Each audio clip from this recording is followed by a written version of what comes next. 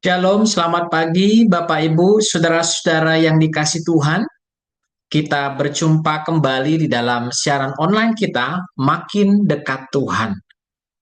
Kita patut bersyukur kepada Tuhan untuk segala kebaikannya bagi kita, untuk di mana kita senantiasa dalam pemeliharaannya, dan kita mengisi waktu-waktu kita bersama dengan Tuhan, dan dalam segala kegiatan aktivitas kita selalu didahului di dalam keintiman kita bersama dengan Tuhan lewat membaca firman dan merenungkannya. Mari sebelum kita membaca dan merenungkan firman Tuhan, kita tundukkan kepala, kita berdoa terlebih dahulu. Mari kita berdoa bersama. Bapa kami di dalam surga, kami bersyukur kepadamu ya Tuhan Allah kami yang mengasihi kami untuk hari yang baru yang Engkau karuniakan bagi kami. Dan kami sekali lagi hari ini mau membaca firman Tuhan dan mau merenungkannya.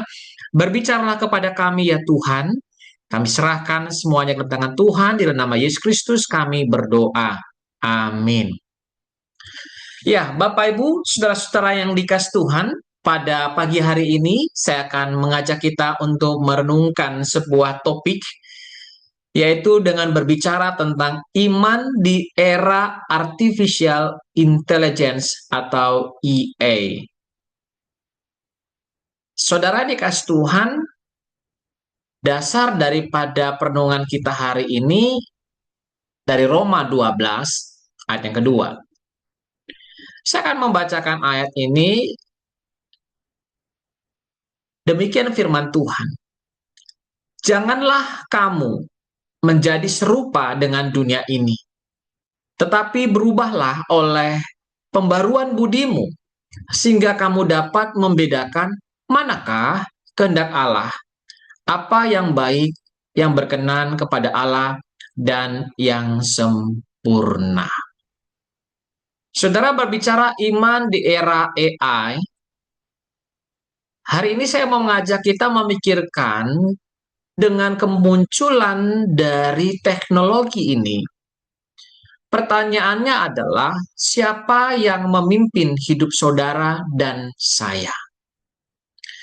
Saudara, kita sedang hidup di zaman yang belum pernah dialami oleh generasi-generasi sebelumnya. Dahulu manusia mencari informasi melalui buku, melalui internet. Lalu itu menjadi sumber pengetahuan kita. Kini saudara dan saya kita memasuki era baru yang sering kali disebut dengan AI, Artificial Intelligence.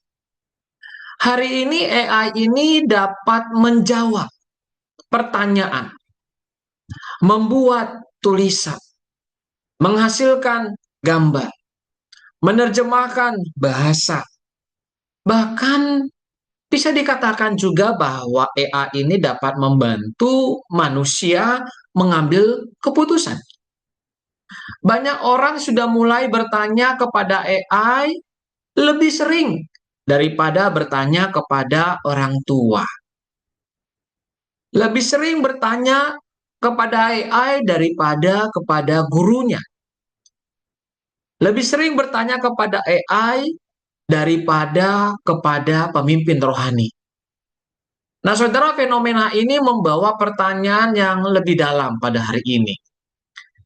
Jika teknologi semakin pintar, maka siapa yang sebenarnya memimpin hidup kita? Masalah terbesarnya bukanlah ketika AI ini menjadi semakin cerdas, saudara. Masalah terbesar adalah ketika manusia menjadi semakin bergantung kepada kecerdasan buatan ini, tetapi semakin jauh dari hikmat Allah. Teknologi dapat memberikan informasi, ya, tetapi ingatlah bahwa hanya Tuhan yang bisa memberi transformasi itu. Teknologi dapat menunjukkan pilihan, iya, tetapi ingatlah bahwa hanya Tuhan yang dapat menunjukkan kehendaknya kepada kita. Karena itu, saudara, pada pagi hari ini, kita sebagai orang percaya, kita perlu bertanya, Apakah hidup kita dipimpin oleh algoritma atau dipimpin oleh Roh Kudus? Belum lama kita merayakan Pentakosta. Nah, pertanyaan ini saya ingin ajak kita merenungkan bersama-sama. Apakah hidup kita dipimpin oleh algoritma atau dipimpin oleh Roh Kudus?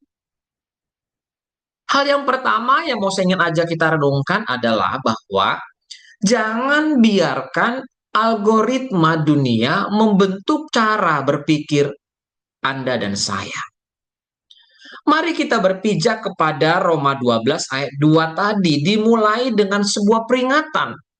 Janganlah kamu menjadi serupa dengan dunia ini.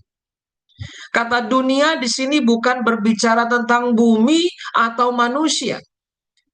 Melainkan kata dunia ini bicara tentang sistem nilai yang bertentangan dengan Allah. Hari ini dunia membentuk manusia melalui teknologi. Apa yang kita lihat di media sosial, berita yang muncul di layar, video yang direkomendasikan, ingatlah bahwa semua itu diatur oleh algoritma. Algoritma itu bekerja berdasarkan satu prinsip yang sederhana. Apa prinsipnya? Memberikan apa yang kita sukai. Ini prinsipnya, saudara. Memberikan apa yang kita sukai. Semakin kita menyukai sesuatu, semakin banyak hal serupa yang akan ditampilkannya di medsos kita. Akibatnya, saudara, banyak orang hidup di dalam ruang gema. Saya sebutnya dengan ruang gema. Artinya apa? Bahwa mereka ini, Anda dan saya, akhirnya hanya akan mendengar apa yang ingin kita mau dengar. Bukan apa yang perlu kita dengar. Demikian juga secara rohani pun bisa tergesur. Manusia cenderung mencari firman yang menyenangkan telinga, bukan firman yang mengubah hati. Manusia mencari motivasi bukan tetapi menghindari pertobatan. Manusia akhirnya mencari kenyamanan dan mereka benar-benar akan menolak yang namanya kebenaran. Padahal kalau kita berbalik kembali kepada dasar firman Tuhan, kita mengingat bahwa pertumbuhan rohani seringkali terjadi ketika Tuhan berbicara sesuatu yang memang tidak membawa kenyamanan bagi kita. Saudara, suatu kali ada seorang pengemudi, dia menggunakan GPS saat dia berpergian. GPS ini tentu dia akan menunjukkan jalan tercepat menurut perhitungan sistem. Namun saudara yang kasih Tuhan, suatu hari terjadi longsor yang belum ternyata terdeteksi sistem. Maka GPS itu tetap akan menunjukkan jalan itu. Pengemudi memiliki dua pilihan. Mempercayai layar atau dia mempercayai petugas yang berdiri di lokasi dan melihat keadaan sebenarnya. Saudara, apa yang kita bisa petik dari cerita ini? Saudara, banyak orang Kristen hidup seperti itu, bukan? Mereka mempercayai apa yang muncul di layar lebih daripada suara Tuhan yang melihat seluruh kehidupan Anda dan saya. GPS hanya mengetahui data, tetapi Tuhan mengetahui masa depan saudara dan saya. Algoritma mengetahui kebiasaan kita, tetapi Tuhan mengetahui hati saudara dan saya. Nah, karena itu di poin pertama ini, saudara, jangan biarkan algoritma dunia ini membentuk pikiran kita. Biarkanlah firman Tuhan memperbarui cara kita berpikir. Sekali lagi, saudara. Karena itu jangan biarkan algoritma dunia ini membentuk pikiran kita. Biarkan firman Tuhan memperbaharui cara kita berpikir. Hal yang kedua, Roma 12 ini mau membicarakan demikian. Biarkan Roh Kudus menjadi pemimpin hidup kita. Nah, perhatikan di dalam ayat yang keduanya dilanjutkan demikian. Tetapi berubahlah oleh pembaruan budimu. Kata berubahlah di sini berasal dari kata yang berarti transformasi dari dalam keluar. Perubahan yang Tuhan kerjakan bukan sekedar perubahan perilaku, saudara, bukan. Tetapi Tuhan mengubah cara kita berpikir, cara kita menilai, cara kita memilih, dan bahkan sampai menjalani hidup ini. Bandingkan dengan AI. AI itu dapat membantu manusia, iya, membantu manusia berpikir lebih cepat. Tetapi AI tidak dapat memberi hati yang baru, saudara. AI dapat menghasilkan jawaban, iya, benar. Tetapi AI tidak dapat menghasilkan kekudusan hidup. AI dapat mengolah data, iya, benar. Tetapi AI tidak dapat menghasilkan kasih. AI dapat meniru bahasa manusia, iya, benar. Tetapi AI tidak dapat melahirkan buah roh. Hanya Roh Kudus yang dapat melakukan semua itu. Itulah mengapa salah satu bahaya terbesar zaman ini adalah bahwa manusia mulai menggantikan ketergantungan kepada Tuhan dengan ketergantungan kepada teknologi. Ketika misalkan dia menghadapi masalah, manusia lebih cepat membuka aplikasi daripada membuka Alkitab. Benar nggak, saudara? Ketika manusia dapat masalah, manusia lebih cepat mencari jawaban digital daripada dia berlutut di dalam doa. Ketika manusia punya masalah, manusia lebih cepat mencari solusi instan daripada menunggu pimpinan Tuhan. Padahal orang percaya dipanggil untuk hidup bukan hanya berdasarkan informasi, betul? Melainkan berdasarkan pimpinan Roh Kudus. Saudara, sebuah kapal modern yang memiliki teknologi navigasi yang sangat canggih. Dia memiliki radar yang hebat, ada satelit, sistemnya komputer, dan peta digitalnya lengkap semuanya di kapal itu. Namun apa yang terjadi ketika badai besar datang? Seluruh sistem itu, seluruh sistem elektronik mengalami gangguan. Pada saat itulah sang kapten harus kembali menggunakan kompas utamanya. Untuk apa? Untuk menentukan arah. Saudara, saya mau mengatakan demikian. Teknologi sangat membantu, ya, kita mengakui itu. Tetapi teknologi tidak boleh menggantikan sumber arah yang sesungguhnya. Maka saya mau mengatakan demikianlah kehidupan saudara dan saya sebagai orang Kristen. AI, internet, media sosial, dan berbagai teknologi dapat menjadi alat yang berguna. Tetapi saudara, ketika badai kehidupan datang, sakit, penyakit, kehilangan, kegagalan, krisis keluarga, atau pergumulan iman, yang kita perlukan bukan sekedar data. Kita memerlukan suara Tuhan kita, Yesus Kristus. Kenapa? Karena hanya Yesus Kristus yang mengetahui jalan yang harus saudara dan saya tempuh. Nah, oleh karena itu, saudara dikasih Tuhan, Di perenungan kita pada pagi hari ini, saya sengaja mengangkat tema ini karena akhir-akhir ini AI ini sudah merambah di dalam kehidupan manusia. Di dunia kerja sudah digunakan dan bahkan di seluruh sisi kegiatan kehidupan manusia sudah menggunakan alat ini.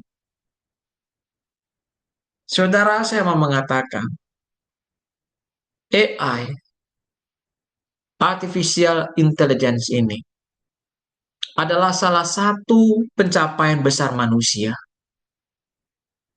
Sebagai alat, AI dapat dipakai untuk pekerjaan? Iya. Dapat dipakai untuk pelayanan? Iya. Dapat dipakai untuk pendidikan? Iya. Dapat dipakai untuk penelitian? Iya. Dan banyak hal yang lainnya AI ini dapat digunakan. Saudara, tetapi ada satu hal yang harus selalu kita ingat. Kecerdasan buatan tidak boleh menggantikan ketergantungan kepada Tuhan kita, Yesus Kristus. Teknologi boleh membantu kita bekerja, tetapi hanya Tuhan yang berhak memimpin hidup saudara dan saya. Teknologi dapat memberikan saudara dan saya informasi, tetapi hanya firman Tuhan yang bisa memberikan transformasi. Teknologi boleh menunjukkan berbagai kemungkinan, ya. Tetapi hanya Roh Kudus yang menunjukkan kehendak Allah yang sempurna. Hari ini, pertanyaan besar bagi kita setiap orang percaya di zaman ini, bukanlah seberapa pintar teknologi yang saya gunakan. Bukan. Saya mau menanyakan kepada Bapak, Ibu, saudara-saudara pada pagi hari ini. Siapa yang memimpin hidup saudara? Mari tanyakan pada diri kita masing-masing. Siapa yang memimpin kehidupan saya? Apakah algoritma dunia atau Roh Kudus? Saudara, kiranya ketika dunia semakin dipenuhi kecerdasan buatan, kita sebagai gereja, kita sebagai orang percaya, justru kita semakin dipenuhi hikmat Allah dan pimpinan Roh Kudus. Kiranya Tuhan Yesus menolong kita, dan di mana kita terus bergantung kepada kehendak Allah, pimpinan Roh Kudus. Amin. Mari kita berdoa. Bapa kami dalam surga, terima kasih Tuhan untuk kebenaran firman-Mu hari ini yang kami baca dan renungkan. Kami tidak bisa memisahkan diri kami dari perubahan teknologi yang begitu cepat dan bahkan ada di sekitar kehidupan kami. Dia ada di sekitar kami dan kadangkala kecanggihan teknologi ini sudah sangat membantu di dalam dunia pekerjaan kami. Tapi kami sungguh bersyukur bahwa firman-Mu ya dan amin setiap zaman yang ada. Bahwa kami diingatkan kembali bagaimana kebergantungan kami bukan kepada kecerdasan buatan, bukan kepada teknologi, tetapi bagaimana kami sebagai gereja, orang percaya, harus senantiasa menggantungkan diri kami kepada kehendak Allah, pimpinan Roh Kudus. Tolong kami Tuhan, biar firman-Mu, Alkitab, senantiasa menjadi tempat di mana kami bertanya dan menemukan jawaban. Dan kami senantiasa merasakan pimpinan Roh Kudus itu. Berkati kami anak-anak-Mu, kami yang bekerja, berkarya di dunia saat ini. Ingatkan kami senantiasa bahwa kami mengingat bahwa ada Roh Kudus yang diam dalam hidup kami, yang senantiasa kapanpun dan dalam situasi apapun, Roh Kudus itu akan terus menjadi penolong kami sampai kami berjumpa dengan Engkau ya Tuhan Yesus. Terima kasih, berkati setiap umat-Mu yang bekerja, berkarya hari ini, biarlah apa yang dikerjakan berhasil, nama-Mu dimuliakan. Berkati setiap doa-doa kami yang bergumul untuk segala pergumulan hidup, sakit, penyakit, kesusahan, pergumulan ekonomi, keuangan, keluarga. Tolong kami Tuhan. Inilah doa kami. Di dalam nama Yesus Kristus kami berdoa. Amin. Amin Bapak Ibu, saudara-saudara yang kasih Tuhan. Biar kiranya firman Tuhan kita pada hari ini memberkati kita dan menuntun kita senantiasa hidup di dalam pimpinan Allah kita yang berdiam dalam diri kita, yaitu Roh Kudus yang senantiasa hadir menuntun kita. Amin. Selamat pagi. Tuhan Yesus memberkati kita semuanya. Shalom.